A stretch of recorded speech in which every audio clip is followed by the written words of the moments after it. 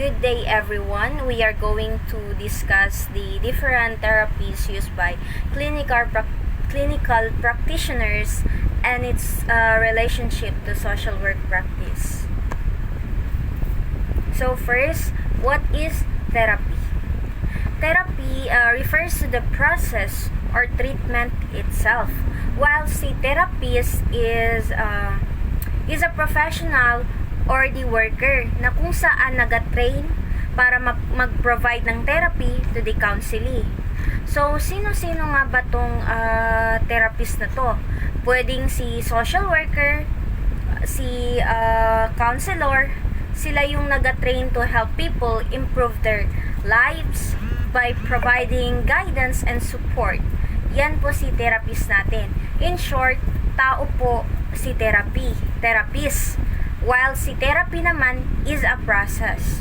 So, let's proceed the different types of therapies. So, first, addiction therapies. These therapies ay tumutulong sa kung sino ang nakakaranas ng struggling with substance abuse or addiction.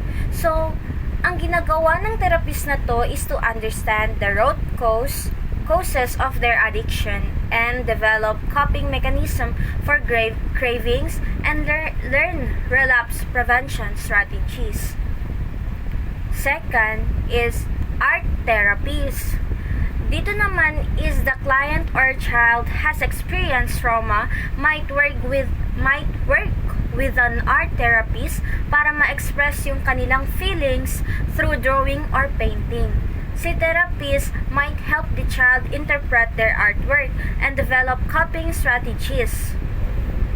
And third is child therapist. A child struggling with anxiety might work with a child therapist to learn relaxation techniques para ma-develop ang kanyang coping strategies for stressful situations and para ma-improve ang kanyang communication skills. Si therapist, gagamitin niya yung play therapy para matulungan yung bata na ma-express yung kanyang feelings. Kailangan mo lang makuha yung loob ng bata para maging comfortable siya sa iyo at masabi niya lahat ng mga pinagdadaanan niya. Next is massage therapist.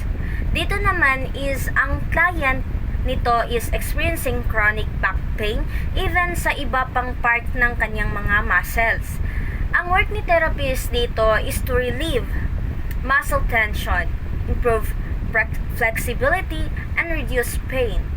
Si therapist might use various massage techniques to address the specific need of the client. So next is marriage and family therapies. Halimbawa, a couple experiencing communication difficulties might work with a marriage and family therapist to improve their communication skills para masolusyonan ang di nila pagkakaintindihan and strengthen their relationship. Si therapist, tutulong siya sa couple to identify the pattern of interaction and develop strategies for healthier communication. Kasi mahirap nga naman lalo na pag may batang nakakarinig ng away ng mga magulang. Pwede makapagbigay ito ng trauma sa mga bata. So, let's proceed to music therapies. From the word music, sa music therapies ay ginagamit nila ang music para ma-improve ang emotional, physical, cognitive, and especially when it comes to social well-being ng isang tao. They might use music para makatulong sa tao to express emotion and improve communication or to enhance cognitive communication. So next is occupational therapies. Dito is nakafocus si therapist to helping people participate sa kanyang daily activities. They work individual to improve their physical, cognitive, and emotional skills to perform tasks sa kanyang bahay. Pwede rin sa work or sa school. Example, si therapist help a person na stroke Then worker helps them like kung paano ibalik yung ability niya dati. Like kung paano niya isuot ang mga kanyang damit. Then the next is physical therapies. Physical therapies dito is nakafocus on helping people para ma-recover sa mga injuries and illnesses sa pamamagitan ng pag-exercise and rehabilitation programs.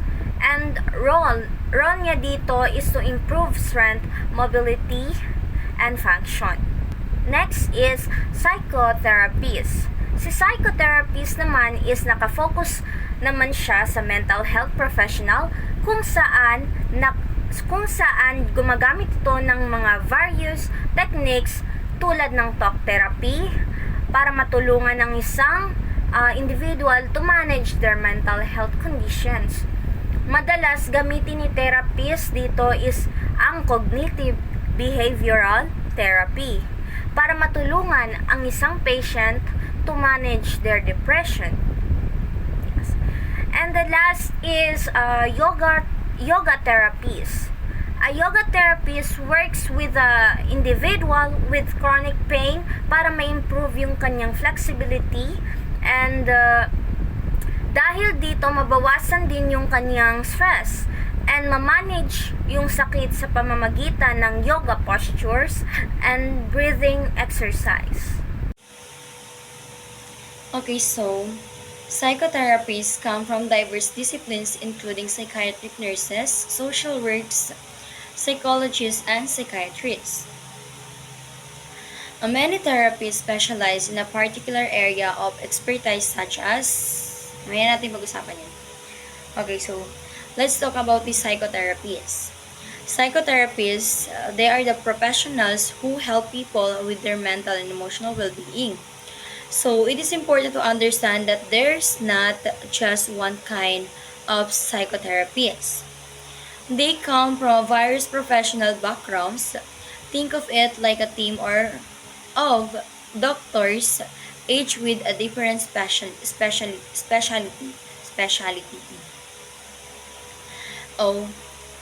Dito tayo kay psychiatrists. These are medical doctors who can prescribe medication, provide therapy. They have extensive medical training. So, si psychiatrist, mga doktor ito sila na pwede silang maggamot ng tao na may sakit or pwede silang mag-issue ng gamot, magbigay ng gamot.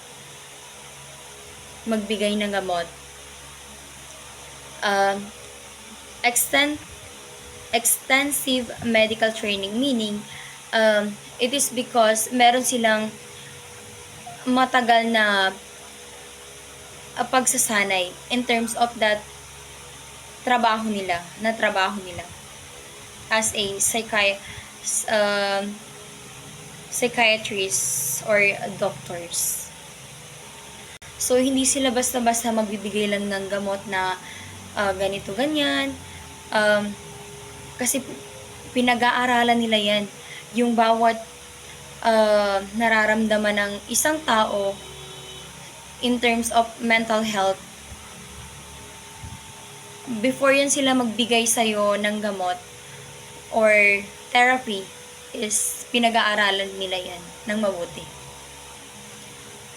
Psychologists. So, si psychologist naman is, these as professionals have doctor's degrees, PhD, in psychology and focus on therapy assessment. They don't prescribe medication. So, si psychology naman is, ito yung nagbibigay ng therapy na without medicine. Hindi sila nagbibigay ng medicine si psychology. So, ang ginagawa nila, in a way, nakakausapin yung tao or ikaw na may problema na hindi mo kayang i-express sa sarili mo, yun ang nagiging dahilan ng stress or depression mo, is pwede kang lumapit kay psychology para matulungan ka niya at magbigyan ka ng payo. Social works psychologists. Ay, no, mali po. Social works lang. Social works, so si social works naman, they hold degrees, MSW, in social work and often work with people facing various social and emotional challenges, sometimes including mental health issues.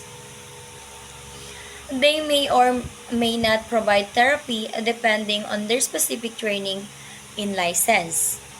So, si social works is kilala siyang profession na tumutulong sa mga tao na may mga problema. Pero,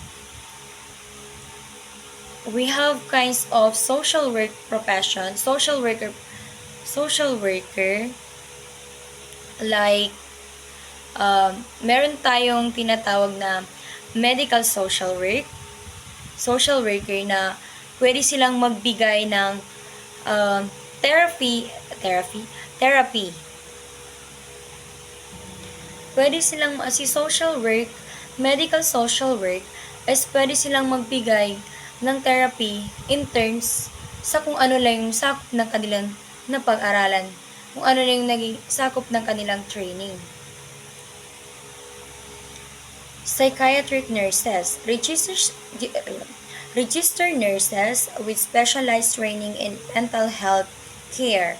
They work closely with patients, often in hospital setting, and may provide therapy and medication management under supervision of psychiatrists. So meaning, psychiatric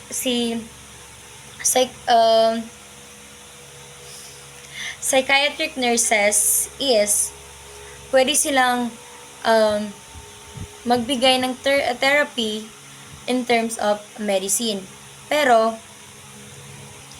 pwede silang makipag-close sa kanilang pasyente sa hospital, and pwede silang magbigay ng gamot doon sa pasyente, pero may permission si doc. Mag-a-ask muna sila sa doktor kung ito ba is pwede doon sa patient na yun.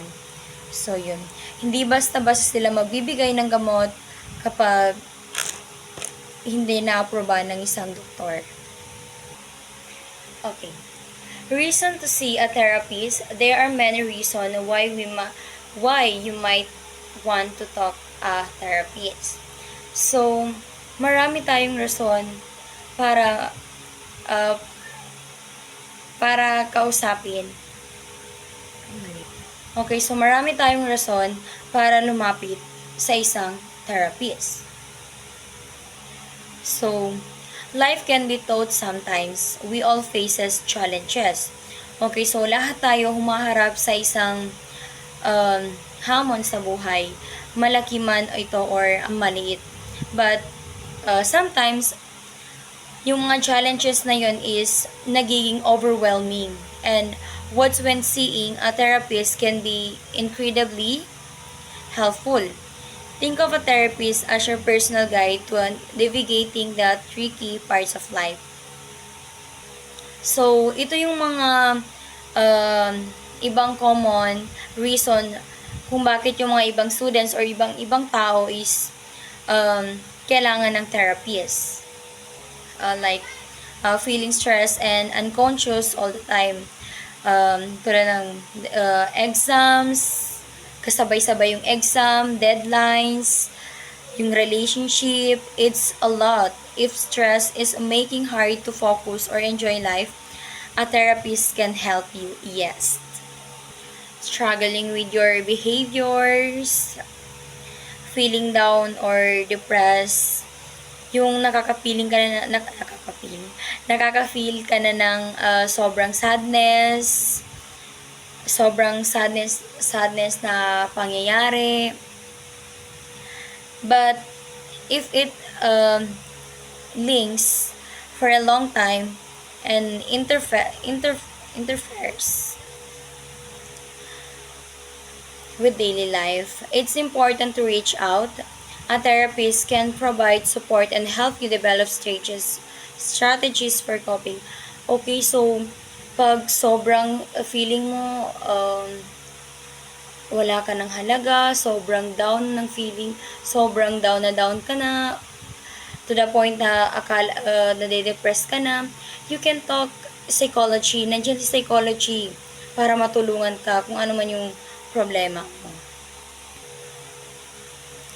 Coping with major life changes, a breakup, moving away from home, family problems, big changes can be incredibly stressful. A therapist can help you navigate this transition and find your footing again. Body image issue or eating concerns. Eating disorder symptoms, feeling of loneliness. So, you can consult doctors, psychiatrists, doctors. Pwede kang lumapit sa kanila to a therapist can offer guidance and support. Feelings of worthlessness.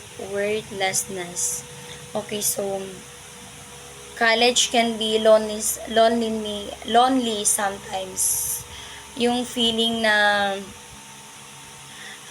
wala kang kaibigan or kumbaga parang hindi ka connected sa mga kasama mo or struggling to make friends, yun nga, yung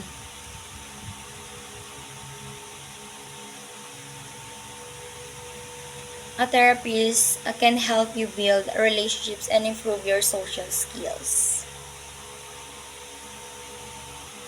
Yun lang, bye-bye, thank you.